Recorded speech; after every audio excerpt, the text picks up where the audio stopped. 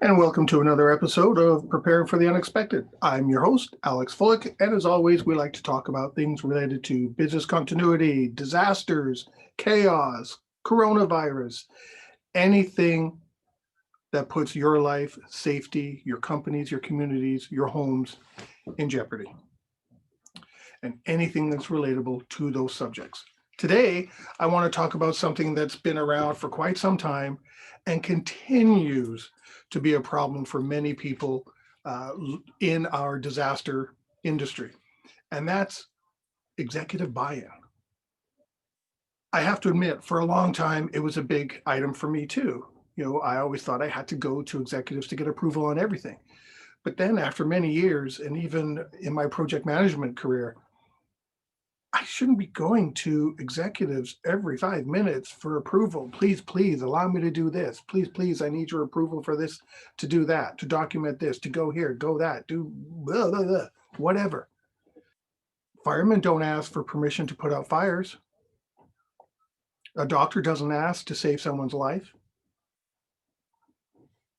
Why do we need to ask for approval to save communities, to save individuals, to save organizations when situations occur? That makes no sense to me at all.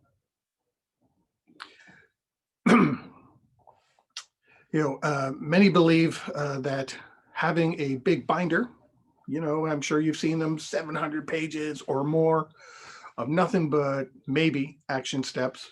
Most of it, between me and you, is nothing but fluff that never gets used and never read by executives, shows our value. And if we can do that, oh, well, then executives are going to approve everything we do. Well, they're never going to read it.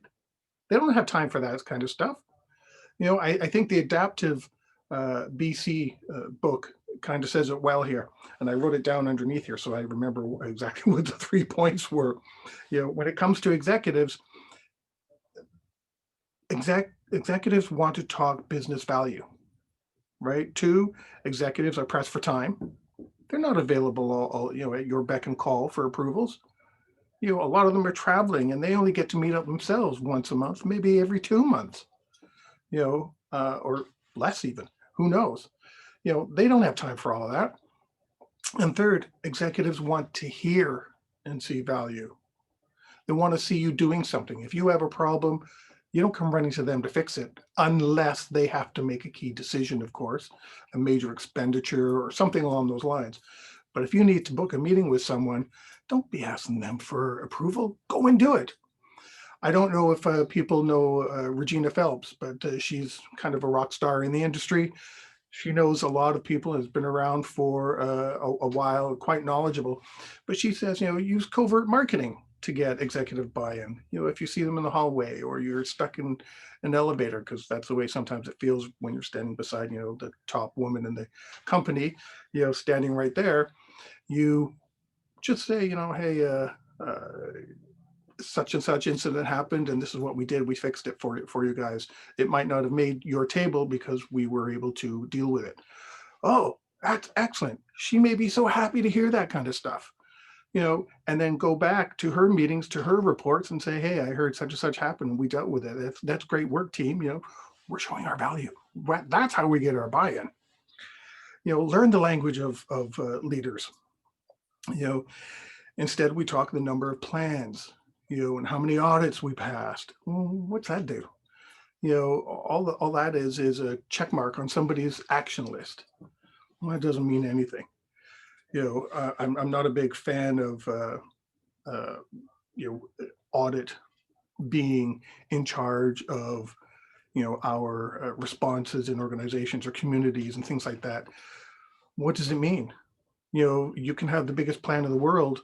Audit gives you all the tick marks. Yeah, it covers this and this, and then no one knows about it. Nobody uses it. Nobody reads it.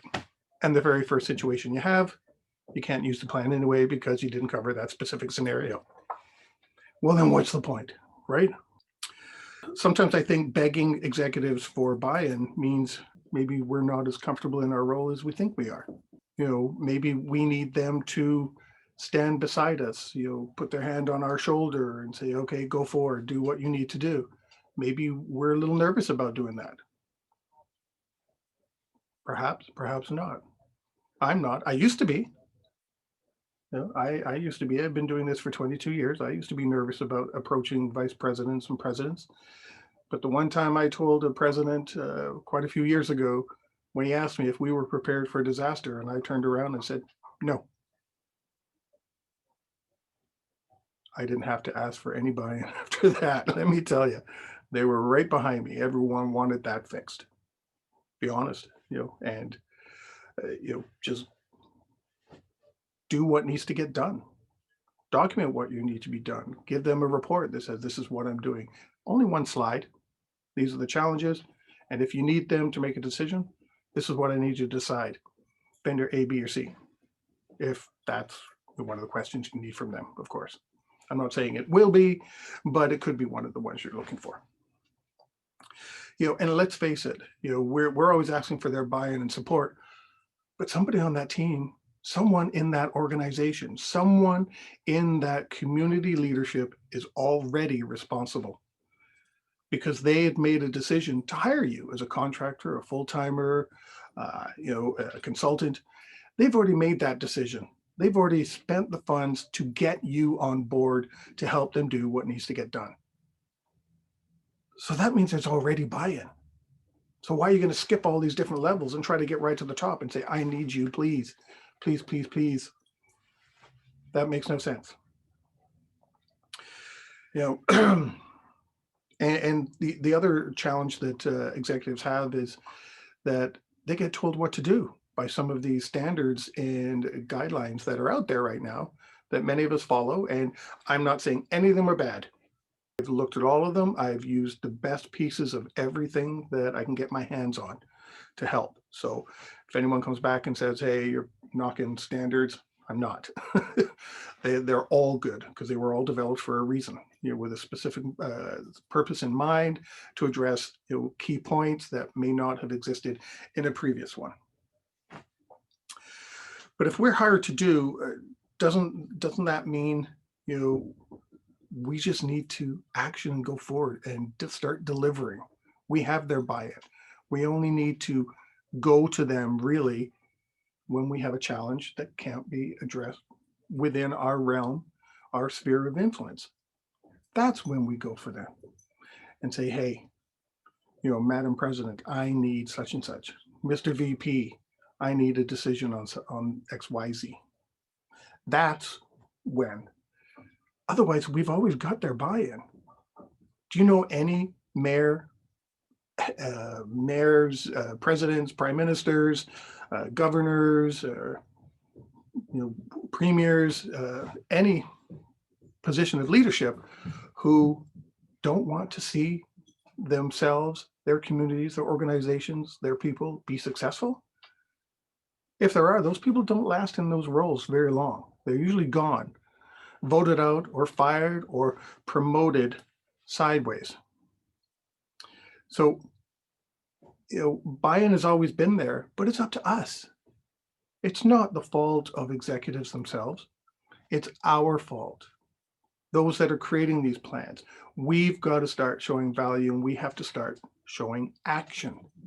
Whining and complaining about it won't change anything. We need to start doing. So if you like what I had to say, thumbs up. If you don't like what I had to say, thumbs down. But leave a comment. Let me know why. Give your input, and don't forget to subscribe. We'll see you next time. In the meantime, stay prepared, everybody.